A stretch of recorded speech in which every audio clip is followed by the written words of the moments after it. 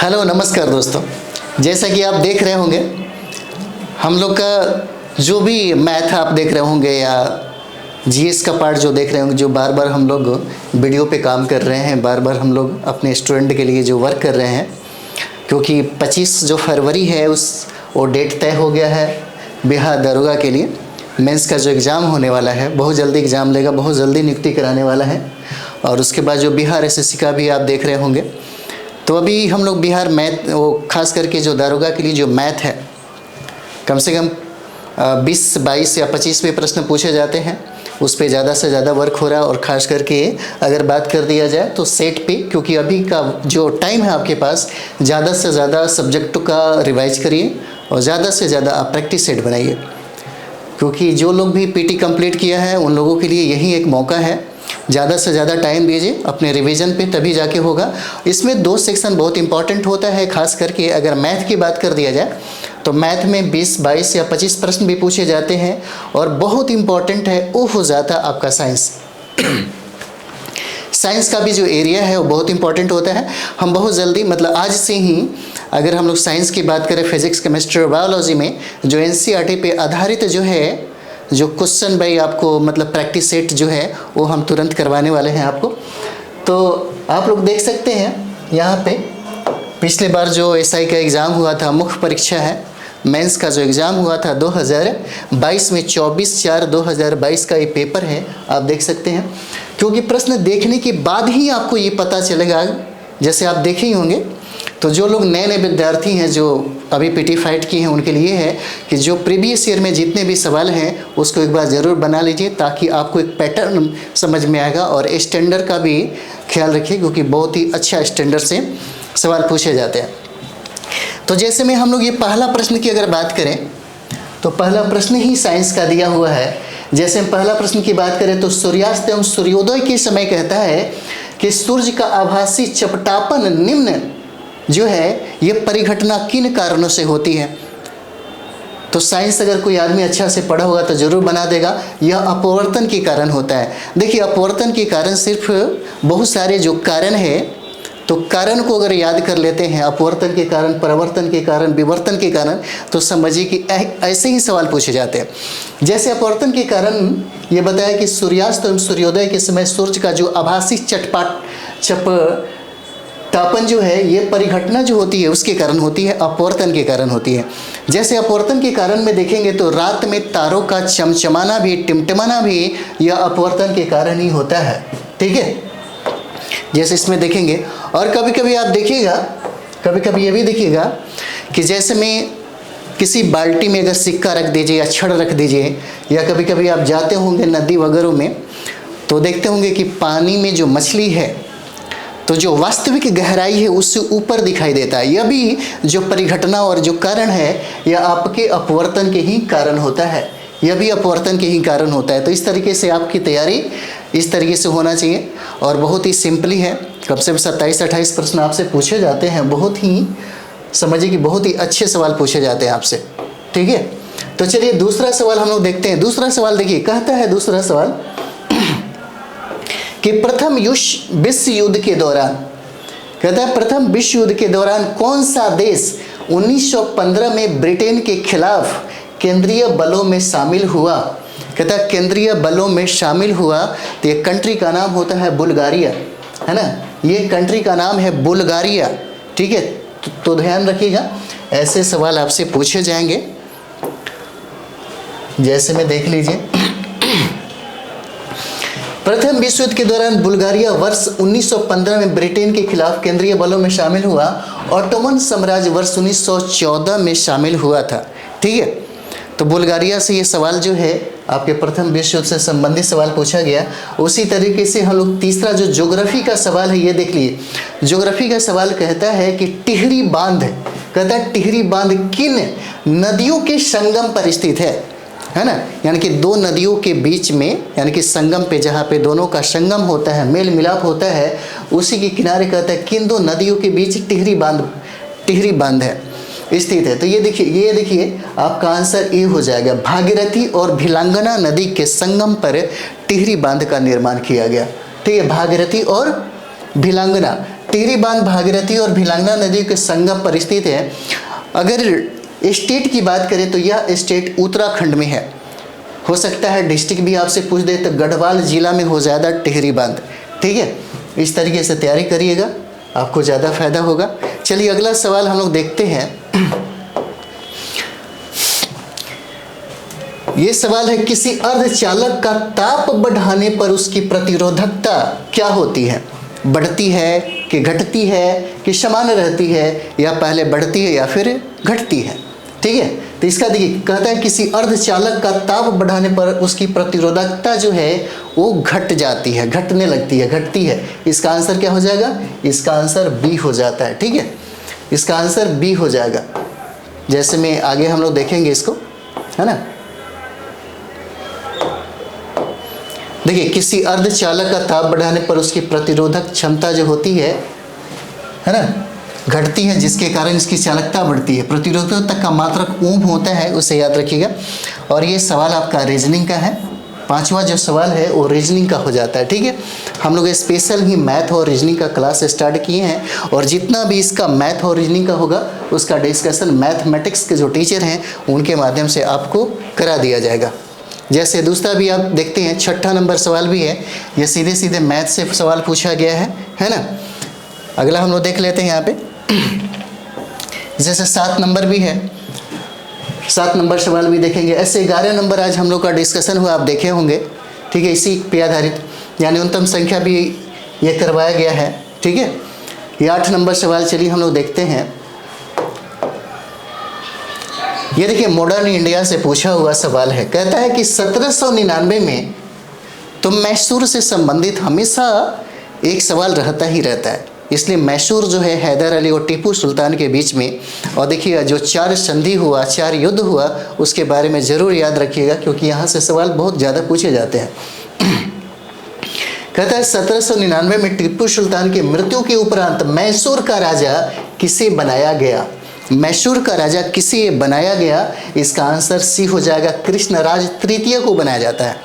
कृष्णराज तृतीय को बनाया जाता है। तो ये देखिए 1799 में चतुर्थ आंग्ल मैसूर युद्ध हुआ, है ना। टीपू सुल्तान के मृत्यु के उपरांत यह जो है टीपू सुल्तान के यानी कि मृत्यु के उपरांत मैसूर का राजा कृष्णराज तृतीय को बनाया गया, और वह वाडियार वंश का, पूछ भी सकता है, वाडियार वंश का क्या था? शासक था। कौन?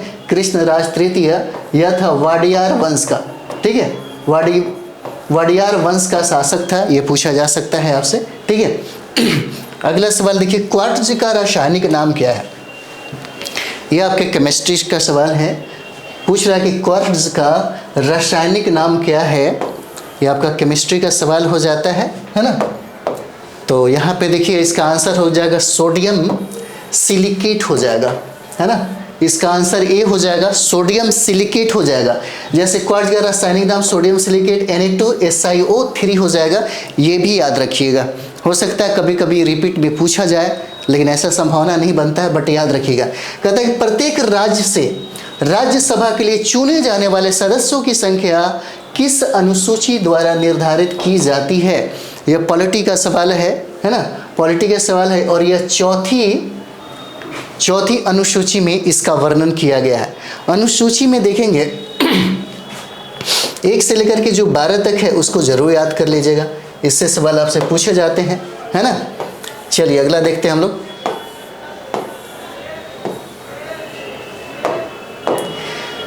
प्रत्येक राज्य के राज्यसभा के लिए चुने जाने वाले सदस्यों की संख्या चौथी अनुसूची द्वारा निर्धारित की जाती है। भारतीय संविधान में कुल 12 अनुसूचियां हैं। जैसे ये मैथ का था, तो मैथ में आज ही डिस्कशन हुआ है ना, तो मैथ भी टोटल आपसे कराया जाएगा।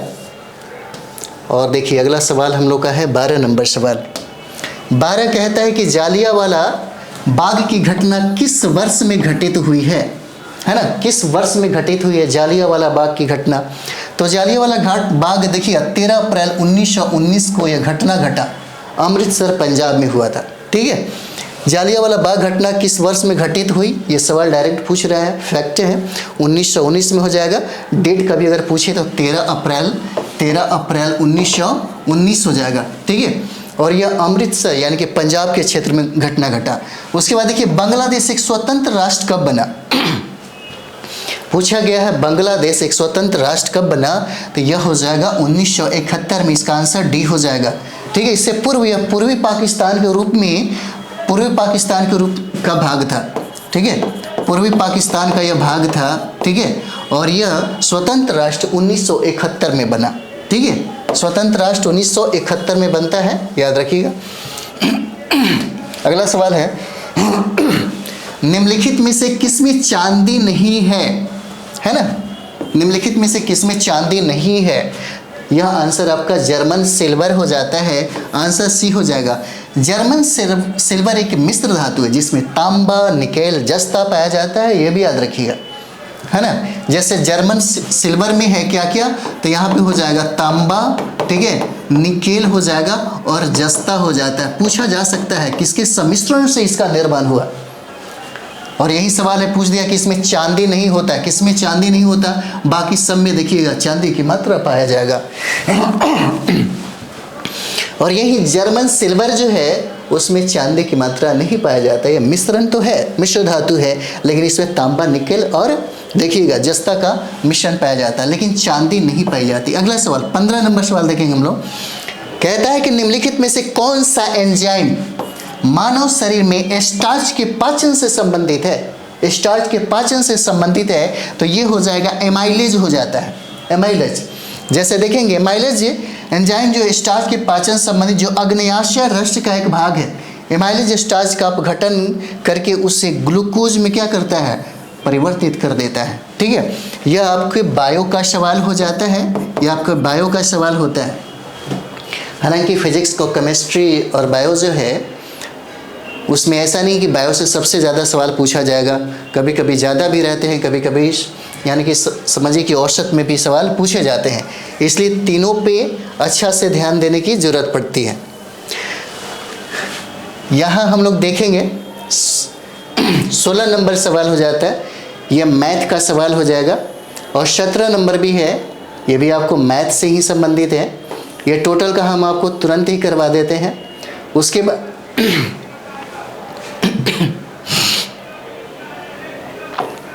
बाद हम लोग देखते हैं 18 नंबर सवाल। देखिए,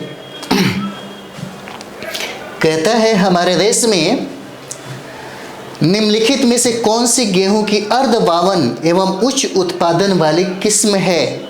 जैसे कभी कभी देखिएगा किस्म जब नया डेवलप होता है तो ऐसे जो करंट में कभी कभी रहता है तो पूछ देता है। ठीक है, तो एक बार ये भी देख लीजिएगा, है ना। इसका आंसर हम लोग देखेंगे 18 नंबर। ठीक है, हमारे देश में विंध्या गेहूं की अर्धवामन और उच्च उत्पादन वाली किस्म है, जया चावल की किस्म है। ठीक है, तो ये हो जाएगा, ये आंसर हो जाएगा इसका। ठीक है, तो यहाँ पे देख सकते हैं आप, जैसे ये विंध्या जो है गेहूं की अर्धवामन क्या है? विंध्या एक किस्म हो जाता है। वही सवाल आपसे पूछा गया है यहाँ से, इसलिए एक ही क्वेश्चन पे ज़्यादा वर्क करिएगा, क्योंकि एक ही क्वेश्चन से ही रिजल्ट बनता है। देखिए, कहता हमारे देश में विंध्या गेहूं की अर्धवामन एवं उच्च उत्पादन वाली किस्म है, जया चावल की किस्म हो जाता है, पूछ सकता है ना। देखिए अगला, देखिए इंटीग्रल कोच फैक्ट्री कहाँ स्थित है? सवाल पूछता है आपसे, जैसे कभी कभी मिसलेनियस से 2-3 सवाल पूछे जाते हैं। इंटीग्रल कोच फैक्ट्री कहाँ स्थित है? तो ये हो जाएगा पेरम्बूर में हो जाता है। आंसर आपका सी हो जाएगा। ठीक है, और ये देखिए इंटीग्रल कोच फैक्ट्री जो है पेरम्बूर जो है चेन्नई में अवस्थित है। इसका उद्घाटन पंडित जवाहरलाल नेहरू ने 1955 में किया था, जैसे 2 अक्टूबर 1955 में किया गया था, है ना, इंटीग्रल कोच फैक्ट्री का। अगला सवाल हम लोग देखते हैं, जैसे अगला सवाल देखिएगा 20 नंबर जो सवाल है आपका, 20 कहता है कि निम्नलिखित में से कौन से प्रधानमंत्री ने राज्य के मुख्यमंत्री के रूप में कार्य नहीं किया? ठीक है, यहाँ पे देखिए कहता है कि निम्नलिखित में से कौन से प्रधानमंत्री ने, जैसे अभी नीतीश कुमार से संबंधित कभी हो सकता है सवाल बन जाए और पूछा भी जा सकता है, निम्नलिखित में से कौन से प्रधानमंत्री ने राज्य के मुख्यमंत्री के रूप में कार्य नहीं किया? ठीक है, तो ये देखिए चरण सिंह ने किया है, पीवी नरसिम्हा राव ने किया, एच.डी. देवगौड़ा ने किया, लेकिन चंद्रशेखर ने नहीं किया। आंसर आपका डी हो जाएगा। जैसे में आप देखिए चंद्रशेखर ने प्रधानमंत्री के रूप में कार्य किया, जबकि राज्य के मुख्यमंत्री के रूप में कार्य नहीं किया। वहीं चरण सिंह उत्तर प्रदेश के, है ना, ये यूपी के मुख्यमंत्री हो जाते हैं। और ये देखिएगा बिपिन नरसिम्हा राव जो है ये आंध्र प्रदेश के मुख्यमंत्री बने थे, और एच डी देवगौड़ा की अगर देखेंगे तो ये कर्नाटक के मुख्यमंत्री थे, कर्नाटक के। ठीक है, तो आंसर क्या हो जाता है? आंसर आपका डी हो जाएगा। ठीक है, तो इस तरीके से प्रश्न पूछे जाते हैं। अगला सवाल हम लोग देखेंगे, जैसे अगला सवाल देखिएगा,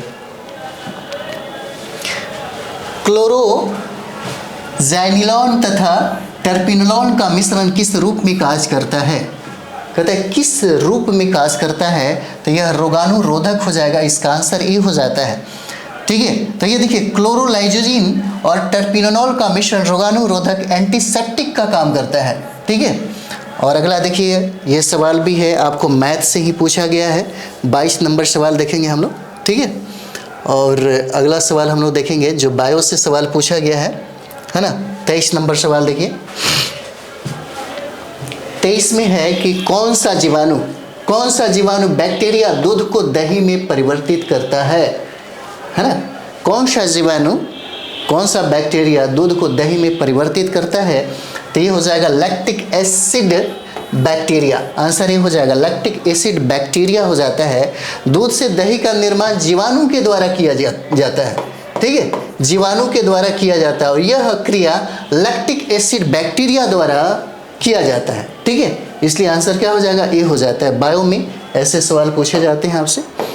अगला हम लोग देखते हैं 24 नंबर सवाल जो है हमारा, कहता है कि निम्नलिखित में से कौन सा आनुवंशिकता रूपांतरित खाद्य पदार्थ है? ठीक है, तो ये आपका हो जाता है जिसको हम लोग गोल्डन राइस बोलते हैं, सुनहरा धान हो जाएगा, इसका आंसर डी हो जाता है ना। और ये रूपांतरित खाद्य पदार्थ के रूप में भी जाना जाता है। अगला देखिए, अगला सवाल कहता है यहाँ पे, देखिए ये जो है आपका रीजनिंग का सवाल है, ब्लड रिलेशन से पूछा गया। समीर ने कहा सारिका मेरी माता के पोते की पत्नी है, तो सारिका किस प्रकार समीर से संबंधित हो जाती है? तो ये उसकी पुत्र वधू हो जाएगी, है ना। आंसर क्या हो जाएगा? ए हो जाता है। ये ब्लड रिलेशन से संबंधित है, तो ब्लड रिलेशन भी एक बार देख लीजिएगा आप लोग, है ना। 26 नंबर सवाल पे ध्यान दें, परमाणु रिएक्टर में ग्रेफाइट का प्रयोग किस रूप में किया जाता है? कहता है किस रूप में किया जाता है, किसका? तो ये देखिए परमाणु रिएक्टर में कहता है कि ग्रेफाइट का प्रयोग किस रूप में किया जाता है, तो इसका उपयोग जो है, प्रयोग जो है मंदक के रूप में किया जाता है। इसका आंसर क्या हो जाता है? सी हो जाएगा, है ना, मंदक के रूप में किया जाता है। जैसे यहाँ पे देखेंगे ग्रेफाइट के अलावा इस रिएक्टर में मंदक के रूप में DTO का भी प्रयोग किया जाता है ना। DTO का, जिसको भारी जल के नाम से भी DTO का प्रयोग किया जाता है मंदक के रूप में। अगला सवाल है कि मध्य रेल मंडल का मुख्यालय कहाँ पे है?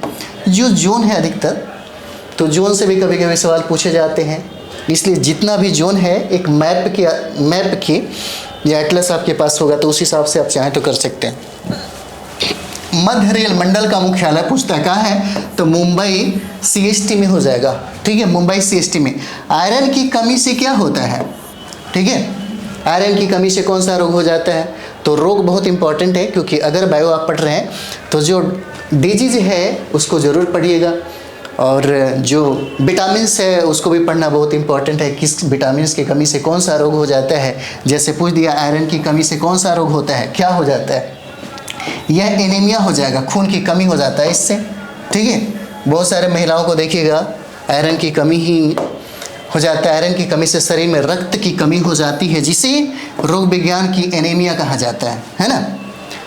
अब यहाँ पे देखिए एक सवाल पूछ दिया है आपका ज्योग्राफी का, तो यहाँ पे देखिए भूमध्य रेखा निम्नलिखित में से किस देश के मध्य से नहीं गुजरती है ना।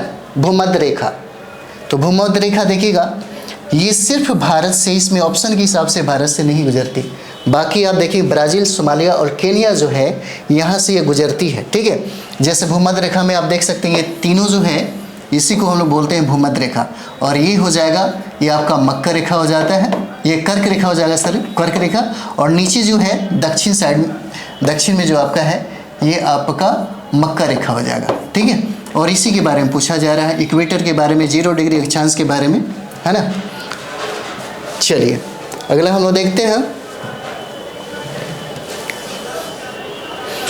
अगला देखते हैं, ये भी ज्योग्राफी का ही सवाल है।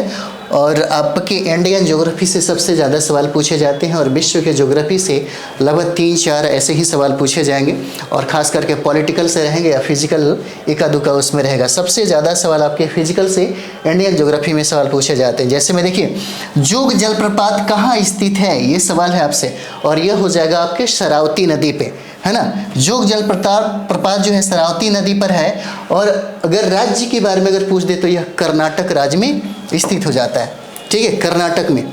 जैसे यहाँ पे भी देख सकते हैं आप, जहाँ आरा द्वारा लिखित शेख मोइनुद्दीन चिश्ती की जीवनी है ना, शेख मोइनुद्दीन की चिश्ती का क्या है, जीवनी है, जहाँ आरा द्वारा, ठीक है। तो ये आपका हो जाएगा आंसर, ये हो जाएगा मुनीश अल अरवा, मुनीस अल अरवा, है ना। ये आपके हिस्ट्री का सवाल हो जाता है, मुनीस अल अरवा हो जाएगा, इसका आंसर ए हो जाता है ना।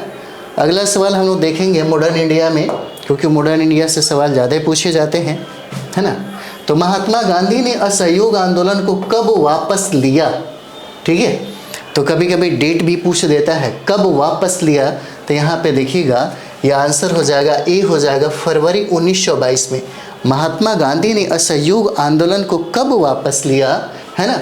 हालांकि यह शुरुआत 1 अगस्त 1920 को हो गया, और 1 अगस्त का दिन अगर देखेंगे तो उसी दिन बाल गंगाधर तिलक की मृत्यु हो जाती है।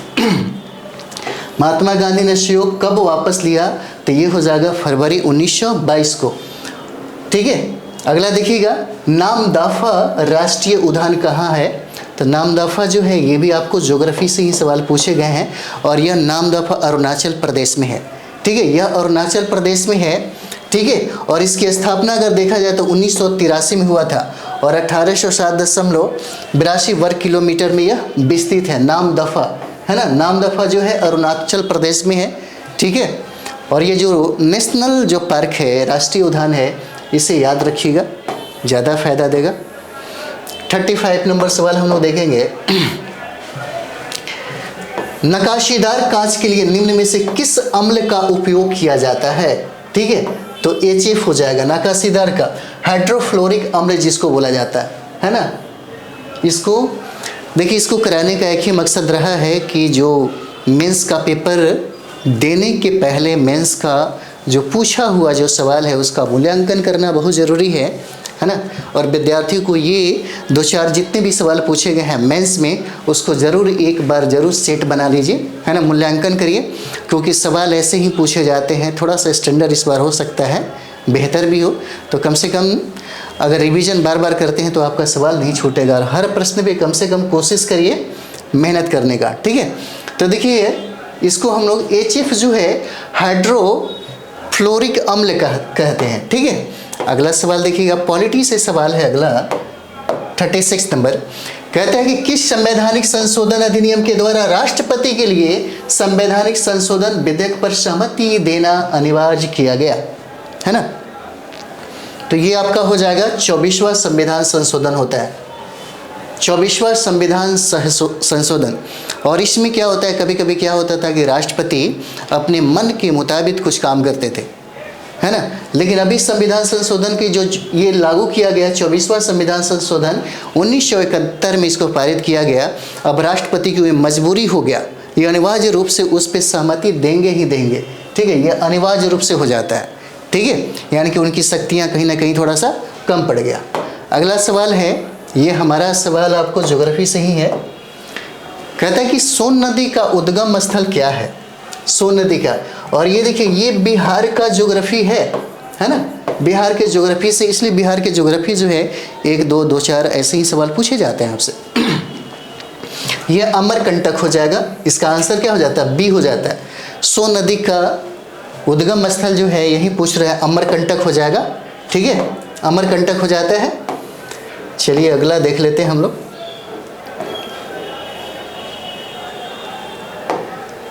जैसे ये देखिए, सोन नदी का उद्गम स्थल है, और यह देखिएगा सोन गंगा की एक महत्वपूर्ण सहायक नदी है, ठीक है। अगला सवाल हम लोग देखेंगे, ये भी हो जाएगा हम लोग का मैथ से ही सवाल है, ठीक है। तो चलिए मैथ का हम तो आगे करवा ही देंगे आपका। ये भी है, देखिए, यह भी सवाल आपका ज्योग्राफी से ही है 39 नंबर। पूछता है कि पूगा घाटी स्थित है कहाँ पे, पूगा घाटी कहाँ पे स्थित है, तो पूगा घाटी देखिए लद्दाख में स्थित हो जाता है ना। पूगा घाटी लद्दाख में स्थित है, भूतापीय ऊर्जा के लिए प्रसिद्ध है यह, इसलिए ये उस समय काफ़ी चर्चा में रहा, इसलिए पूछ दिया। आंसर ए है, लद्दाख में। कभी कभी आप न्यूज़पेपर या करंट में कुछ ऐसा देखते होंगे कि काफ़ी चर्चा में रहता होगा, है ना, तो वहाँ से सवाल पूछे जाते हैं।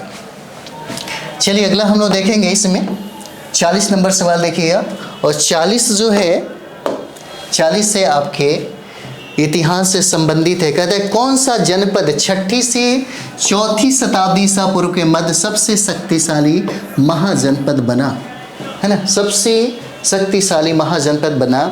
अगर हम लोग बिहार का इतिहास से पढ़ेंगे तो बता देंगे, भारत के प्राचीन भारत का इतिहास भी अगर पढ़ते हैं तो यहाँ भी बताया जा सकता है, ठीक है। और ये आपका डी हो जाता है मगध, है ना। तो मगध जनपद जो है 6ठी से 4थी शताब्दी ईसा पूर्व के समय में देखेंगे सबसे ज़्यादा शक्तिशाली हो गया, सर्वाधिक शक्तिशाली हो गया, ठीक है। और आगे चल के यही मगध पे मौर्य साम्राज्य के रूप में परिणत हो गया। जैसे अगला देखेंगे, बंगाल में अमला, है ना, और डॉट डॉट करके क्या अधिकारी होता था किसका, है ना, तो ये जमींदार हो जाते हैं, ठीक है। इसका क्या हो जाएगा, जमींदार हो जाएगा, जमींदार का अधिकारी ये लोग होते थे। तो जैसे में आगे हम लोग देखेंगे, यहाँ भी देखिएगा ये दोनों में आ जाएगा, आपका ज्योग्राफी भी आ जाता है और इकोनॉमिक्स भी पढ़ेंगे तो वहाँ से भी सवाल पूछता है। ये जो नस्ल है यही पूछ रहा है, कहता है कि मुर्रा नस्ल है किसका, मुर्रा, जैसे बहुत ज़्यादा चर्चित रहा है, आप देखिएगा हरियाणा पंजाब में यह भैंस जो है सबसे ज़्यादा मिलता है आपको, है ना। ये आपका भैंस का जो है यही नस्ल है जिसको हम लोग मुर्रा बोलते हैं। और ख़ास करके अगर जाएंगे तो सबसे ज़्यादा दूध देने वाली हरियाणा और पंजाब में यह मिल जाएगा, ठीक है, हरियाणा और पंजाब में यह मिल जाएगा। अगला देखेंगे हम लोग, यहाँ पे सवाल 43 नंबर हम देखेंगे। 1946 में भारत आए कैबिनेट मिशन में कितने सदस्य थे, है ना। 1946 में भारत आए कैबिनेट मिशन में कितने सदस्य थे, तो ये इसका आंसर क्या हो जाएगा, बी हो जाएगा 3। 1946 में देखिए 3 सदस्य थे। और ये जो सदस्य हैं बार बार पूछा जाता है, जैसे पैंथिक लॉरेंस हो जाएंगे, एस्टबर्ट क्रिप्स हो जाएंगे एवं एवी अलेक्जेंडर हो जाते हैं, इसे याद रखिएगा, है ना, इसे याद रखिएगा, इसलिए इंपॉर्टेंट है। अगला सवाल है, निम्नलिखित में से कौन सा अकबर के काल का भूमि का वर्गीकरण नहीं है ना। कहता है कि अकबर के समय की, जैसे अकबर के समय में अर्थव्यवस्था जब पढ़ेंगे आप, है ना, तो वहाँ से ये सवाल मिल जाएगा। कहता है कि भूमि का वर्गीकरण नहीं है, कौन हो जाता है, ठीक है, अरे यार भूमिकरण नहीं है, क्या हो जाएगा, तो ये जरीब हो जाता है, ठीक है, जरीब हो जाएगा, ये जरीब हो जाएगा। जैसे पोजल, परौती, बंजर अकबर के काल में भूमि का वर्गीकरण थे, जबकि जरीब भूमि का वर्गीकरण नहीं था, ठीक है। तो अगला हम लोग देखेंगे, जैसे 45 नंबर देखिए। तो 45 नंबर में जैन धर्म का 23वां तीर्थंकर कौन था, ये पूछ रहा है। जैन धर्म का 23वां तीर्थंकर कौन था, ये आपका हो जाएगा सी, पार्श्वनाथ हो जाता है ना, ये क्या हो जाएगा, पार्श्वनाथ हो जाएंगे। ऋषभदेव जो है ये पहला आपको मिलेंगे, पहले हो जाएंगे ऋषभदेव, पहला जैन धर्म के जो संस्थापक है ये आपके हो जाएंगे। उसके बाद महावीर स्वामी की बात है तो ये आपके 24वें तीर्थंकर हो जाते हैं। लेकिन सवाल आपको पूछता है जैन धर्म से कि 23वां तीर्थंकर कौन है, तो क्या हो जाएगा, सी हो जाएगा, ठीक है।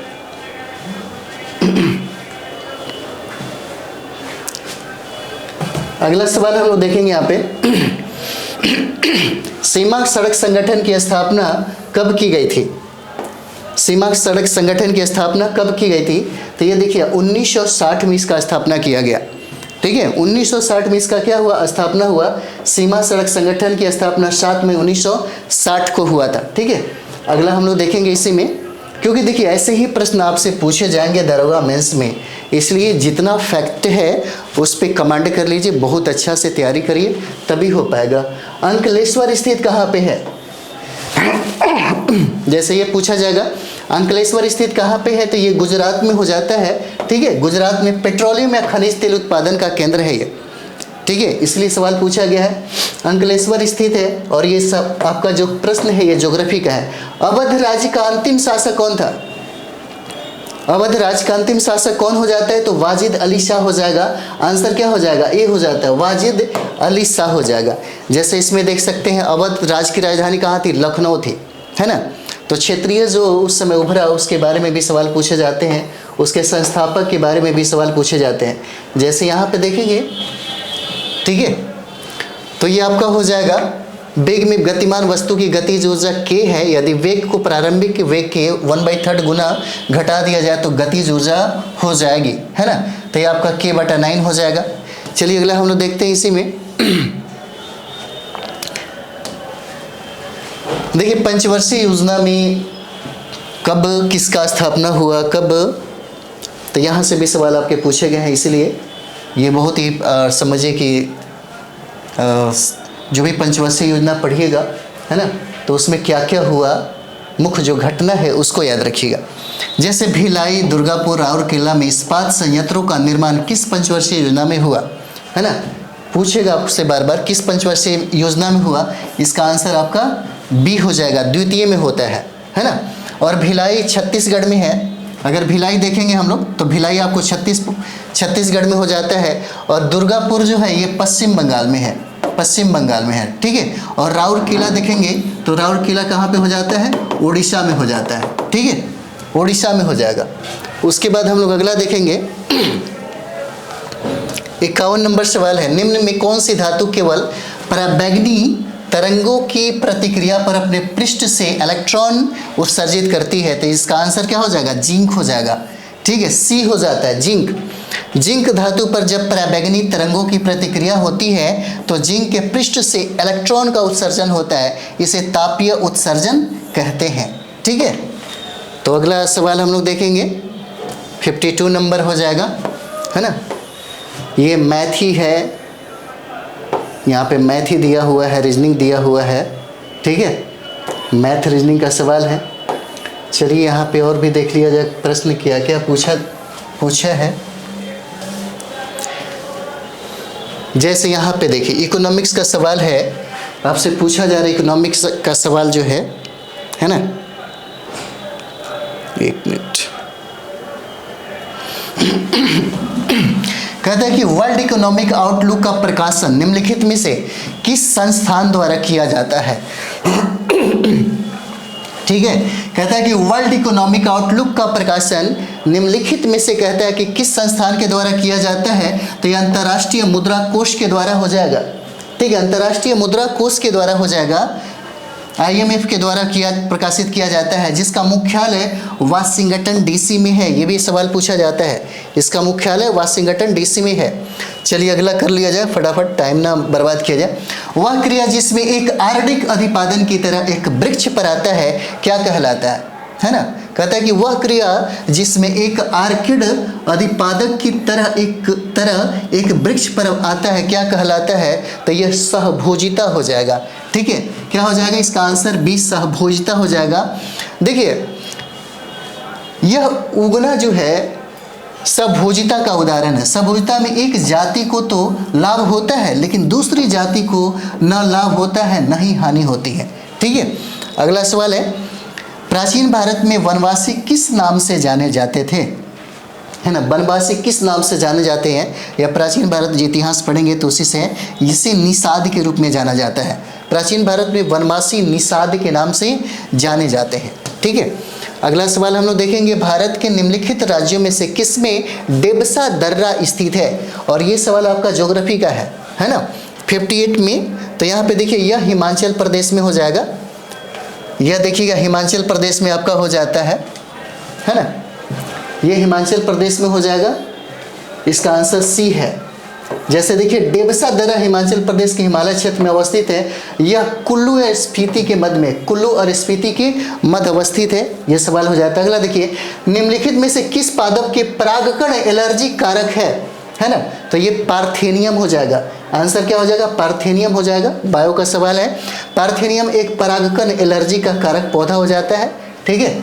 चलिए अगला देख लीजिए। अगला है सवाल कहता है कि निम्नलिखित में से कौन सा जाइलम का भाग नहीं है। तो ये चालनी नलिका जो है यह जाइलम का भाग नहीं है। जाइलम पौधों में उपस्थित एक संवाहक उत्तक है जिसका कार्य जल व खनिज पदार्थों का संवहन करना है। इसके निम्नलिखित भाग होते हैं जैसे वाहिनिका, वाहिका, तंतु तथा मृदुत्क तक कहा जाता है। अतः चालनी नलिका जाइलम का भाग न होकर फ्लोएम का भाग होता है। ठीक है, फ्लोएम का भाग हो जाता है। ठीक है, जैसे अगला हम लोग देखेंगे, अगला सवाल देखिए, कहता है यहाँ पे कि निम्नलिखित में से कौन सा क्षेत्र भारत का जैव विविधता अति क्षेत्र का प्रतिनिधित्व करता है ना। निम्नलिखित में से कौन सा क्षेत्र भारत का जैव विविधता, बायोडाइवर्सिटी जिसको हम लोग बोलते हैं, अति क्षेत्र का प्रतिनिधित्व करता है। यह आपका हो जाएगा पश्चिमी घाट हो जाएगा, पश्चिमी घाट, है ना। उपयुक्त विकल्पों में पश्चिमी घाट क्षेत्र भारत का जैव विविधता अति क्षेत्र का प्रतिनिधित्व करता है। देखिए ज्योग्राफी का सवाल हो जाएगा। यहाँ देखिए कैप्रोलैक्स का उपयोग किसके निर्माण के लिए किया जाता है। तो ये नायलॉन 6 जो है, नायलॉन 6, ठीक है, इसी के लिए किया जाता है इसका निर्माण। अगला सवाल हम लोग देखेंगे। अगला सवाल है कि स्पैथिलिंग कप किससे संबंधित है ना। तो कभी कभी जो कप पूछा जाता है उससे भी संबंधित जो सवाल बनेंगे वो भी याद रखिएगा। और ये टेबल टेनिस हो जाता है, इसका आंसर क्या हो जाएगा, डी हो जाएगा, टेबल टेनिस हो जाएगा। ठीक है, स्पैथिलिंग कप का संबंध जो है आपको टेबल टेनिस से हो जाता है। ये भी सवाल आपसे पूछे जाते हैं कभी कभी। जैसे हस्तिनापुर का उत्खनन, है ना, किस समय में हुआ था। हस्तिनापुर का उत्खनन जो है ये पूछ रहा है। तो यहाँ पे देखिएगा ये 1950 और 52 के बीच में इसका उत्खनन हुआ था हस्तिनापुर का। ठीक है, और ये हस्तिनापुर का उत्खनन 1950 और 52 के बीच हुआ। तो ये इसका नेतृत्व जो है बीबी लाल के द्वारा हो रहा था। ठीक है, अगला सवाल देखेंगे। निम्नलिखित में से किस लेंस का उपयोग करके मानव आंख की मायोपिया समस्या को ठीक किया जा सकता। मायोपिया, है ना, और यह मायोपिया जो रोग है वो खत्म करने के लिए अवतल लेंस का प्रयोग किया जाता है। ठीक है, आंसर हो जाएगा बी, अवतल लेंस का। मायोपिया को निकट दृष्टि दोष कहा जाता है, निकट तो अवतल लेंस हो जाएगा, और अगर दूर दृष्टि हो जाएगा तो उत्तल लेंस का प्रयोग किया जाएगा। इसमें रोगी को दूर की वस्तु नहीं दिखाई देती, इसके उपचार के लिए अवतल लेंस का उपयोग किया जाता है। ठीक है, चलिए अगला हम लोग देखेंगे। अगला देखिए आपका भी ये मैथ का सवाल हो जाएगा, है ना। चलिए अगला हम लोग देखते हैं। निम्न में कौन सी वस्तु हड़प्पा शव स्थल से प्राप्त नहीं हुई है ना।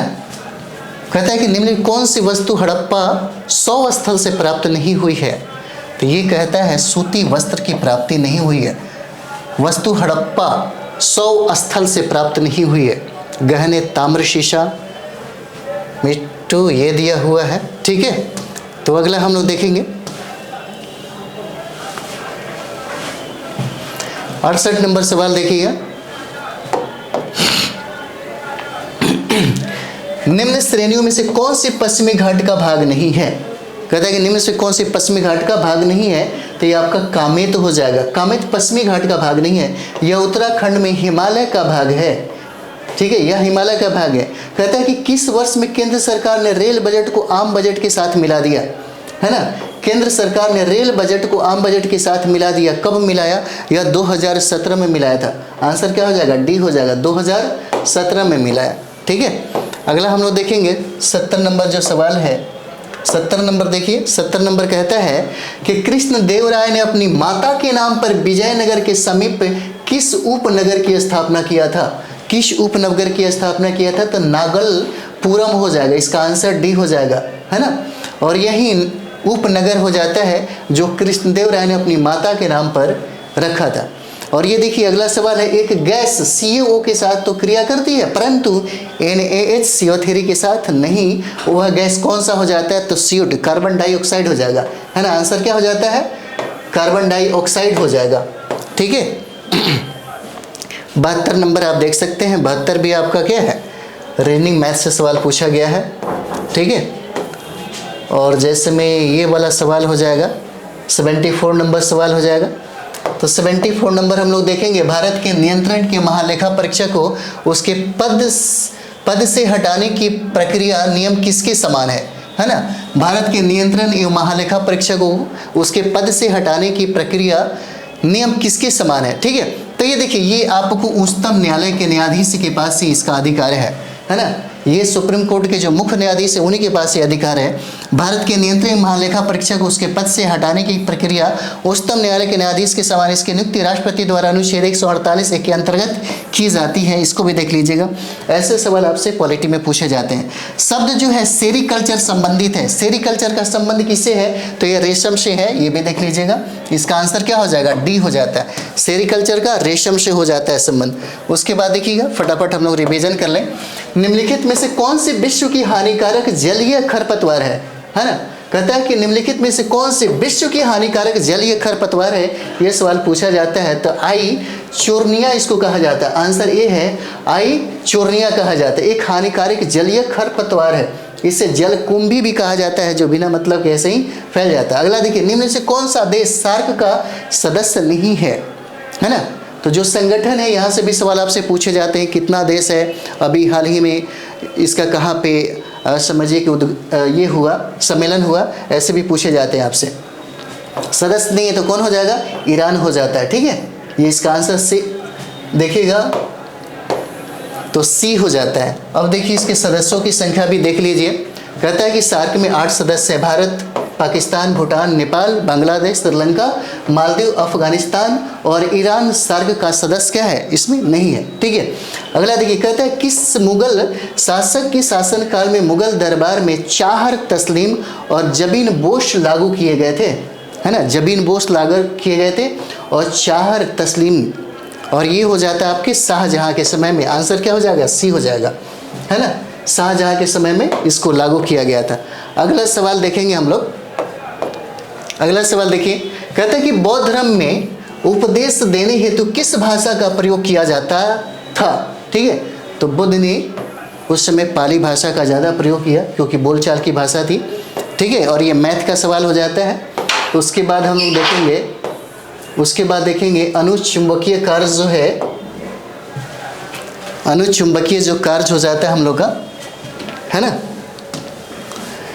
निम्नलिखित में से कौन से विश्व की हानिकारक जलीय, जो हम लोगों ने देख लिया। उसके बाद देखिए 81 है, तो ये हो जाएगा अनुचुंबक जो पदार्थ है, मानो देखिए चुंबक की ओर क्षीण बल द्वारा आकर्षित होते हैं, ठीक है। और ये फिजिक्स का सवाल हो जाएगा, ठीक है। जैसे एल्यूमिनियम, सोडियम, ऑक्सीजन आदि। किस मौर्य स्तंभ के शीर्ष पर एक विशाल हाथी स्थापित किया गया है, तो संकीसा स्तंभ हो जाएगा। इसका क्या हो जाएगा, आंसर सी हो जाएगा। कौन सा, तो संकीसा हो जाएगा। जैसे अगला सवाल हम लोग देखेंगे, इसमें पर्यावरण संरक्षण के बारे में जागरूकता फैलाने में सहायक पुस्तक साइलेंट स्प्रिंग के लेखक कौन हो जाते हैं। साइलेंट स्प्रिंग के लेखक भी पूछे जा सकते हैं, कौन हो जाएगा, तो ये आपका रेचर कार्सन हो जाएंगे, है ना। पर्यावरण संरक्षण के बारे में जागरूकता फैलाने में सहायक पुस्तक साइलेंट स्प्रिंग के लेखक रेचर कार्सनर हो जाते हैं, ठीक है। और ये देखिएगा, फिर ये मैथ आपसे पूछा जाए। फिर एक जो सवाल है ये ज्योग्राफी का है, ठीक है। तिलैया बांध कहता है कि किस, कहाँ पे इसका मतलब निर्मित किया गया, तो ये हो जाएगा आपको बराकर नदी पर, ठीक है। तिलैया बांध जो है बराकर नदी पर है, ठीक है। और ये देखिए, ये झारखंड में पड़ेगा, ठीक है। ये झारखंड में कोडरमा के पास है। बराकर दामोदर की सहायक नदी है, ठीक है। बराकर जो है दामोदर की सहायक नदी है।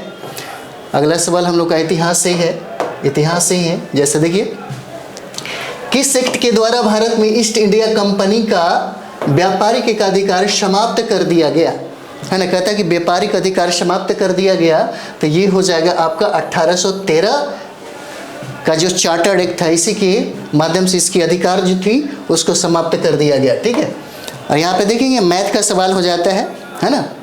और ये देखिएगा, ये भी सवाल आपसे पूछा गया है। कहता है कि कोडरमा, है ना, कोडरमा अभ्रक के खनन के लिए जाना जाता है, ठीक है। इसका आंसर सी हो जाएगा, जो झारखंड में है। उसके बाद यहाँ पे हम लोग देखेंगे, अगला सवाल है हम लोग का। अगला सवाल देखिएगा, ये पॉलिटी से सवाल पूछा गया है, 89 नंबर जो सवाल है ना। तो इस तरीके से सवाल आपसे पूछे जा रहे हैं, याद रखिएगा, है ना। मिलान के लिए आपसे दिया गया है, इसका आंसर क्या हो जाता है। जैसे 101 का वस्तु सेवा कर लागू किया गया, 102 राष्ट्रीय पिछड़ा वर्ग आयोग को संवैधानिक दर्जा दिया गया। 103 का आर्थिक रूप से कमजोर वर्ग के लिए अधिकतम 10% आरक्षण की व्यवस्था की गई। 104 लोकसभा में आंग्ल भारतीय समुदाय के लिए आरक्षित सीटों के प्रावधान को समाप्त कर दिया गया है ना। संवैधानिक संशोधन जो है उसको ज़रूर देख लीजिएगा ताकि फ़ायदा हो। बहुत आसान है, तुरंत आप चाहें तो कैप्चर कर सकते हैं। इसको देखने से आपको पता चल जाएगा क्या क्या सवाल पूछे जा सकते हैं। 90 में देखिए, कौन सा कथन प्रत्यावर्ती धारा के लिए सही नहीं है ना। तो इसका हो जाएगा, इसका परिमाण समान रहता है ना। क्या रहता है? इसका परिमाण समान रहता है। जैसे आगे देखेंगे, ये भी आपका मैथ का ही सवाल हो जाता है। और आइए 92 नंबर सवाल। 92 नंबर में महात्मा गांधी की जीवनी का लेखक कौन है ना। तो डीजी तेंदुलकर हो जाते हैं। महात्मा गांधी के जीवनी के लेखक डीजी तेंदुलकर हैं। इन्होंने महात्मा लाइफ और महात्मा करमचंद गांधी, जिस 8 भागों में यह पुस्तक लिखी गई है। रेगुर मिट्टी, जो आप देख सकते हैं यहाँ पे ज्योग्राफी से सवाल पूछा जा रहा है आपसे, ठीक है।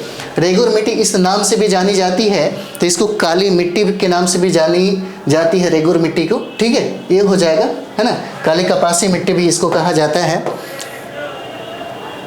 कपास की खेती के लिए उपयुक्त हो जाता है। 94 नंबर सवाल देखिए, नामेरी बांध अभ्यारण्य भारत के किस राज्य, नामेरी बांध अभ्यारण्य भारत के किस राज्य में अवस्थित है। तो ये आपका असम हो जाएगा, ठीक है। देखिए विद्यार्थी लोग थोड़ा सा बाहर खड़े हैं। नामेरी बांध अभ्यारण्य, ठीक है, और यह 344 वर्ग में है, यह असम में है। जैसे अगला हम लोग देख सकते हैं यहाँ पे तापीय क्रम में आप देख सकते हैं। तो यहाँ पे देखिए, निम्नलिखित शब्दों का एक तार्किक रूप में परिवर्तन जो किया गया है ना। तो अस्पताल हो जाएगा, उपचार हो जाएगा, भर्ती, रोग निदान हो जाता है। तो इसका आंसर क्या हो जाता है? ए हो जाएगा, है ना। तो ये भी आपका समझिए कि रीजनिंग से संबंधित सवाल पूछे जाते हैं आपसे, ठीक है। और ये 96 नंबर सवाल देखिए। 96 कहता है भारत में मीठे पानी की सबसे बड़ी झील कौन सा हो जाता है। तो ये बुल्लर लेक हो जाएगा, है ना। मीठे पानी की सबसे बड़ी जम्मू कश्मीर में, जो केंद्र शासित प्रदेश जो है उसमें अवस्थित है। अगला सवाल हम लोग यहाँ पे देखेंगे। अगला सवाल होता है, आर्द्रतापूर्ण दिन में प्रातः काल के समय यदि एक नरम तने वाले पादप को नीचे क्षैतिज दिशा में तीखे ब्लेड से काट दे तो कटे हुए तने पर द्रव की कुछ मात्रा ऊपर की ओर उठ जाती है। इसका कारण क्या हो जाता है? तो मूल दाब के कारण ये हो जाता है, मूल दाब के कारण, ठीक है। अगला सवाल हम लोग देखेंगे, जैसे 98 नंबर सवाल देखिएगा। तो 98 कहता है, सल्तनत काल के दौरान दीवान अर्ज विभाग किससे संबंधित था। तो सैन्य से संबंधित था, है ना। दीवान अर्ज सैन्य था और इसका स्थापना बलबन ने किया था। जैसे अगला सवाल हम लोग देखेंगे यहाँ पे। तो अगला सवाल है कि पीटी द्वीप पक्षी अभ्यारण्य कहाँ स्थित है। तो ये लक्षद्वीप में हो जाता है। इसका नाम परिवर्तन करके डॉक्टर सलीम अली पक्षी अभ्यारण्य कर दिया गया। और अंतिम जो सवाल है हम लोग का यहाँ पे देख सकते हैं कि लोकसभा में विपक्ष का नेता बनने के लिए कम से कम सदन की कुल सीटों में से सीटें हासिल कितनी होनी चाहिए। तो लगभग 1/10 होनी चाहिए, ठीक है। 1/10 क्या होना चाहिए? 10 होना चाहिए, ठीक है।